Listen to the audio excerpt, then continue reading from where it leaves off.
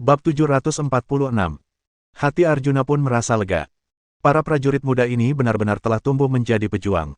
Teriakan para prajurit patroli tidak berhenti untuk waktu yang lama.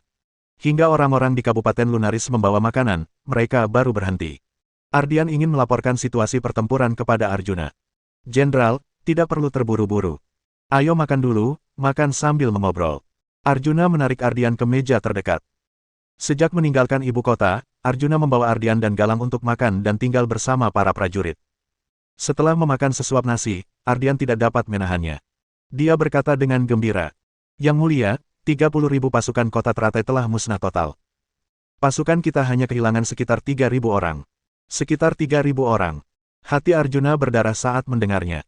Sekarang jumlah pria sangat sedikit, kehilangan 3.000 orang adalah kerugian besar. Di zaman modern, jika melakukan serangan balik membuat pasukan berkurang lebih dari 500 orang, komandan harus dikurung dalam sel isolasi. Namun, melihat Ardian begitu gembira, Arjuna pun tidak mengatakan apa-apa. Pasukan patroli bisa bertarung seperti ini, sudah di luar dugaan Ardian.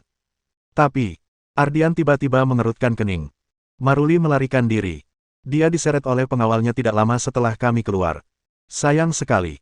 Kalau tidak, aku akan memenggal kepalanya dan menggantungnya di tembok kota Kabupaten Lunaris. Arjuna juga merasa sedikit menyesal ketika mendengarnya. Tidak masalah apakah kepala Maruli digantung di tembok kota atau tidak. Sekalipun dia melarikan diri, Raja Sravon akan tahu taktik pasukan patroli hari ini. Kelak mereka akan lebih sulit menghadapi 100.000 pasukan kota Teratai dari Dahlan. Arjuna baru saja meletakkan mangkuknya ketika Rizal datang menemuinya. "Nak, kamu hebat ya." Ardian sangat gembira melihat Rizal. "Tanpa prajurit wanitamu, kita belum tentu akan menang hari ini. Dalam pertempuran ini, kalian prajurit wanita telah menyumbang setengah usaha." Rizal menangkupkan tangan. Jenderal terlalu memuji. "Tetap saja saudara-saudara dari pasukan patroli yang hebat. Kami tidak berani bilang menyumbang setengah usaha." "Aish." Ardian melambaikan tangannya. "Terlalu rendah hati itu munafik. Aku bilang ada, maka ada. Setelah kembali ke ibu kota, aku akan melaporkan yang sebenarnya kepada Paduka Kaisar." Melihat Rizal ingin berbicara lagi, Arjuna menahannya. "Jenderal benar, kalian memiliki setengahnya. Kamu datang untuk menemui Yang Mulia Arjuna, kan? Aku sudah makan dan minum dengan baik. Aku masih ada beberapa hal untuk diperintahkan kepada setiap resimen pasukan patroli. Kalian bicara saja." Setelah berbicara, Ardian bangkit, lalu berjalan pergi. "Yang Mulia." Rizal berlutut di lantai.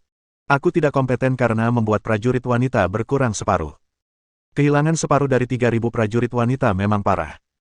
Namun dalam situasi saat itu, jika Rizal tidak keluar bersama para prajurit wanita, dia tidak layak untuk digunakan lagi oleh Arjuna."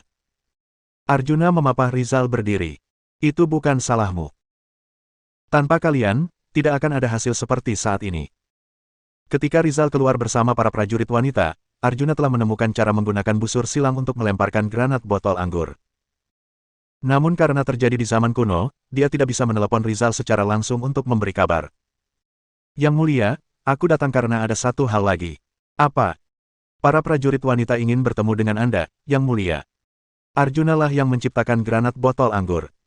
Arjunalah yang tidak merendahkan mereka sebagai wanita yang tidak berguna. Arjunalah yang memberi mereka makan. Arjunalah yang membuat mereka bertahan hidup dan menjadi orang yang berguna.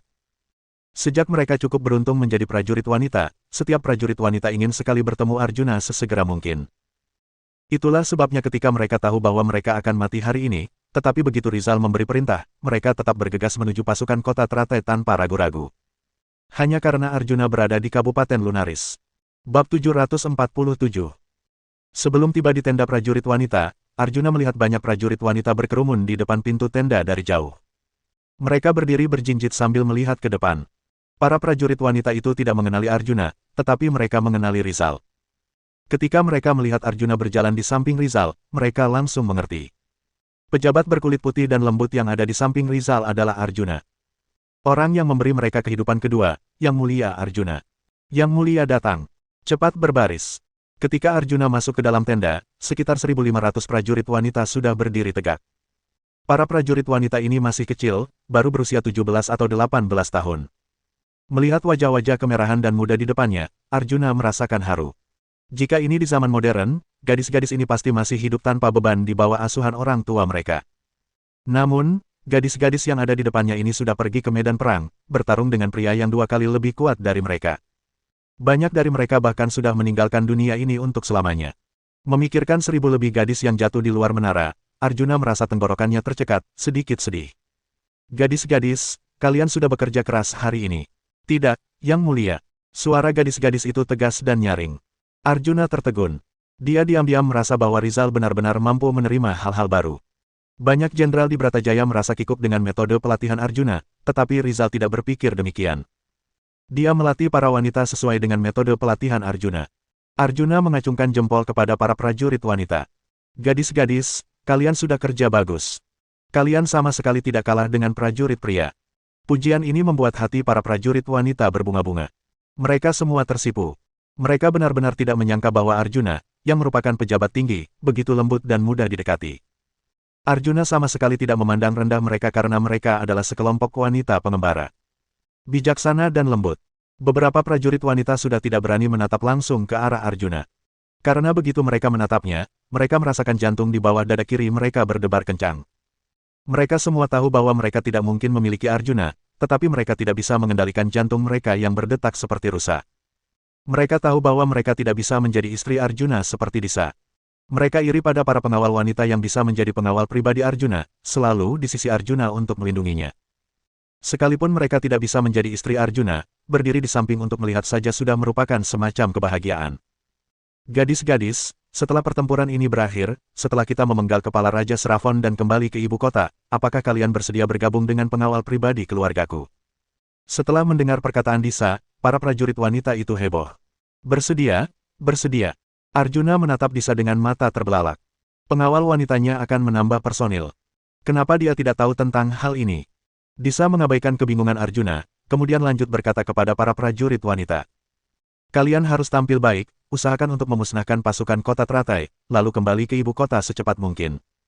Sebagai wakil menteri, Arjuna hanya memiliki sekitar 100 prajurit wanita. Dewi sudah lama ingin menambahkan orang untuk Arjuna, tetapi Arjuna tidak mau menerima. Jadi Dewi mencari Disa, memintanya merekrut prajurit untuk Arjuna. Jika prajurit pria tidak mudah direkrut, prajurit wanita juga boleh. Disa tidak punya waktu untuk merekrut karena dia tiba-tiba meninggalkan ibu kota. Sekarang, dia bisa langsung merekrut para prajurit wanita ini. Malam itu, banyak prajurit wanita begitu bersemangat hingga tidak bisa tidur. Malam hari, karena mengira Dahlan masih memiliki 100.000 prajurit dan kuda, ada perang kedua yang lebih besar yang menunggunya. Arjuna, yang tidak bisa tidur pun, mengenakan mantel lalu berjalan ke menara. Begitu tiba di menara, Arjuna melihat sosok tinggi di samping menara dari jauh. Bab 748. Sosok itu tinggi dan tegap, berdiri melawan angin. Entah mengapa, Arjuna merasa sosok itu sangat sedih. Tepat ketika Arjuna hendak bertanya siapa itu, dia mendengar seseorang berkata, "Jenderal Ardian, anginnya dingin, ayo turun." Arjuna tertegun sebentar. Ternyata itu adalah Ardian. Ardian mengangkat tangannya, memberi isyarat kepada pengawal di sampingnya untuk turun menara terlebih dahulu. Ketika pengawal berbalik, turun menara, lalu melihat Arjuna dan hendak memanggil. Arjuna memberi isyarat kepadanya untuk tidak bersuara. Angin malam musim dingin sangat menusuk. Arjuna mengencangkan pakaiannya, tetapi dia masih merasakan hawa dingin menyerbu tubuhnya. Ardian, yang berdiri di dekat menara, melepas topi perangnya. Rambutnya sudah beruban. Ketika angin bertiup, beberapa helai rambut putihnya memancarkan cahaya putih keperakan di tengah api suar. Arjuna sedikit terkejut. Kemarin, rambut Ardian tidak seputih itu. Kenapa rambutnya menjadi begitu putih hanya dalam 1 hari? Ardian menatap ke arah kota Tamanjati untuk waktu yang lama. Oh, Arjuna baru teringat. Galang membawa korps kelima ke kota Tamanjati dan belum ada kabar hingga sekarang. Dia bisa saja mati dalam perjalanan ini. Karena itu, rambut Ardian pun memutih dalam 1 hari. Arjuna ingin mendekat untuk menghiburnya, tetapi setelah berjalan beberapa langkah, dia melangkah mundur. Bagaimana dia menghibur Ardian dalam situasi ini? Katakan bahwa Galang akan baik-baik saja dan akan kembali. Berkata demikian terasa palsu. Mereka sama-sama tahu bahwa Galang berisiko gugur dalam perjalanan ini. Suruh Ardian mempersiapkan hati untuk berduka. Lebih tidak pantas lagi. Hidup dan matinya Galang masih belum diketahui. Angin terus bertiup. Angin itu mengacak-acak rambut putih Ardian, punggungnya tampak makin melankolis dan kesepian. Ada kesedihan dan duka yang tidak dapat dibagikan dengan orang lain. Arjuna menghela napas pelan, kemudian berbalik untuk turun dari menara. Hal yang bisa dia lakukan sekarang hanyalah memerintahkan pengawal Ardian untuk membawakan Ardian jubah musang yang lebih tebal, kemudian merumuskan taktik yang lebih cerdik. Tak, tak, tak. Baru beberapa langkah Arjuna berjalan, suara derap kaki kuda sudah terdengar dari luar menara. Suara derap kaki kuda tidak keras, orang-orang di luar kota seharusnya masih jauh. Jantung Arjuna berdebar kencang. 100.000 pasukan kota teratai dari Dahlan sudah datang. Tidak mungkin, kan? Mengangkat pakaiannya, Arjuna berbalik, lalu berlari cepat menuju menara. Begitu Arjuna berlari ke menara, Ardian sudah berlari menuruni menara.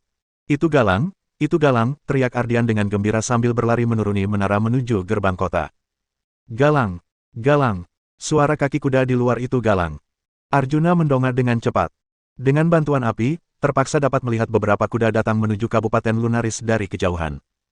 Arjuna hanya dapat melihat samar-samar dari jarak sejauh itu, tetapi Ardian yakin bahwa itu adalah Galang. Keraguan Arjuna segera terpecahkan. Orang-orang yang kembali benar-benar pasukan Galang. Galang kembali dengan selamat. Kabar baik ini benar-benar menggembirakan.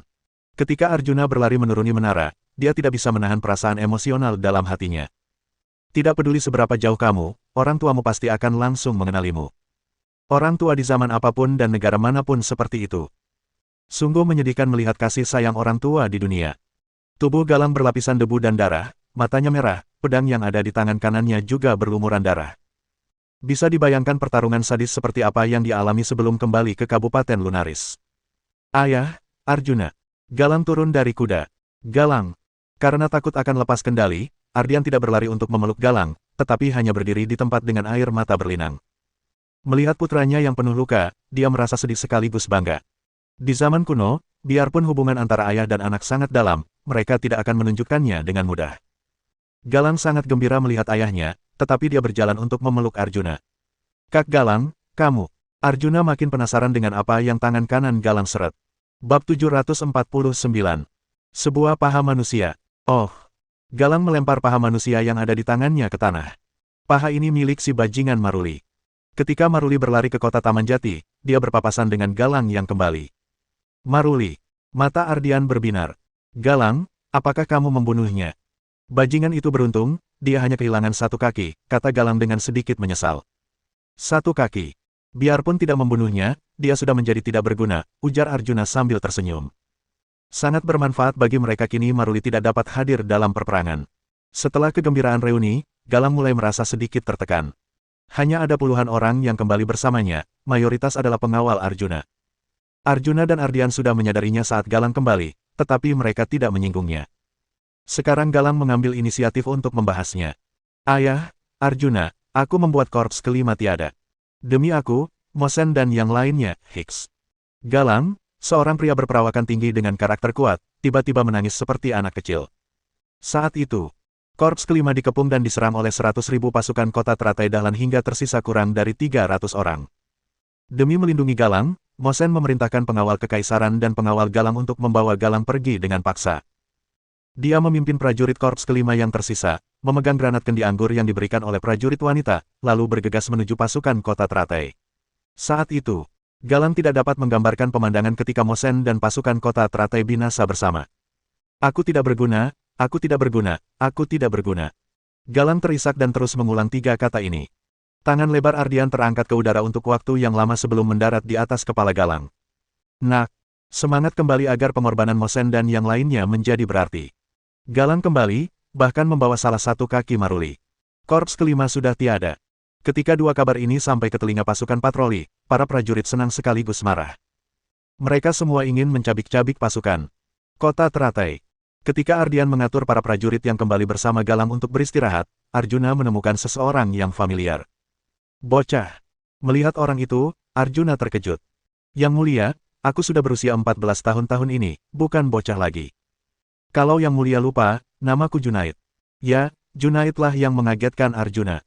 Junaid dan Junaidi tidak seperti prajurit lainnya.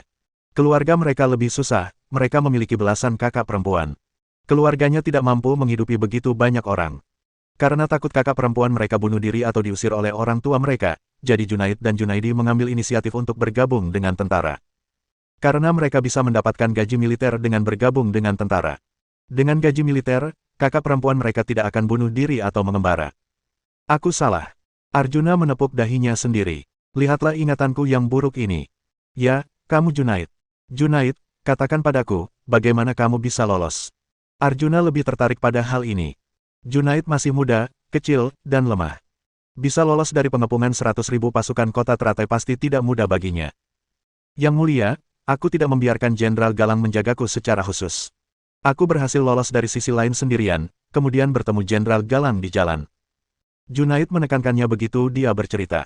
Karena banyak orang mengira dia bisa lolos karena perlindungan Galang. Mohon dukungan dari omom ante-ante sekalian, buat subscribe atau sarekan novel Mimin ke Facebook kalian, agar channel Mimin bisa terus berkembang.